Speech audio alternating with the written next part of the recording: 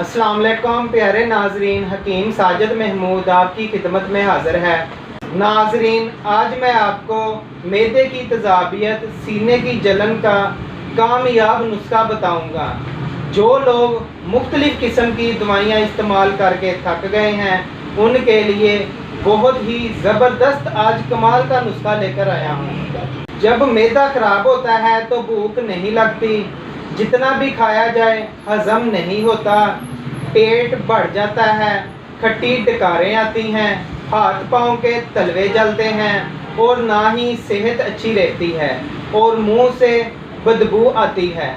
मैदा ख़राब होने की सूरत में हम बिस्तरी में भी दुश्वारी का सामना करना पड़ता है और बाज़ दफ़ा मुंह का ज़ायका खट्टा हो जाता है। मैदे की तेज़ाबियत का अगर बर वक्त इलाज ना करवाया जाए तो मर्ज़ बिगड़ जाता है, खुराक निकलने में तकलीफ़ होती है और उल्टियाँ आती है।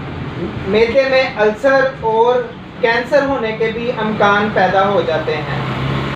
जिस इंसान का मैदा ठीक से काम ना करता हो, वो हर वक्त बेचैनी सी महसूस करता है और सारा दिन सर चकराता रहता है।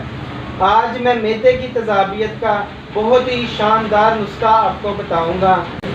नुस्खा नोट फरमा लें। मलट्ठी 125 ग्राम, सौंफ 125 ग्राम, हल्दी 125 ग्राम, रियोन खताई 250 ग्राम, सत पुदीना 3 ग्राम, कपूर 3 ग्राम।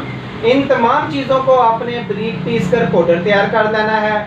सुबह दोपहर शाम 3 टाइम आपने छोटा चम्मच खाने के बाद ताज़ा पानी के साथ इस्तेमाल करना है। इंशाअल्लाह ताला एक हफ्ते में मैदे की तेज़ाबियत, सीने की जलन और मैदे के तमाम मसाइल ख़त्म हो जाएंगे इंशाअल्लाह ताला। कोई भी दवाई तैयारशुदा मंगवाने के लिए मेरा व्हाट्सएप नंबर नोट फरमा लें 032164050606। मेरा यूट्यूब चैनल अल हुसैनी दवाखाना सब्सक्राइब करें, मेरी वीडियो को लाइक करें, शेयर करें। शुक्रिया।